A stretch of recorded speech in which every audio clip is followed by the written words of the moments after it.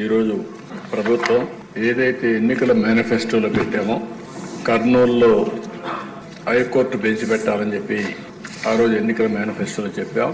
దాని ప్రకారం నిన్నే కేబినెట్లో తీర్మానం చేసి అసెంబ్లీలో కూడా తీర్మానం చేసి అటు హైకోర్టుకి గవర్నమెంట్ ఆఫ్ ఇండియా కూడా పంపిస్తాం. వీలైనంత తొందరలో కర్నూలులో హైకోర్టు బెంచ్ రావడానికి ఈ ప్రభుత్వం అన్ని విధాల ప్రయత్నం చేస్తాం. ఇంత మునుపు ఏదైతే అక్కడ లోకాయుక్త కానీ స్టేట్ హ్యూమన్ రైట్స్ కమిషన్ కానీ ఇలాంటి ట్రిబ్యునల్స్ ఏమైనా ఉంటే అవి కూడా అక్కడే ఉంటాయి.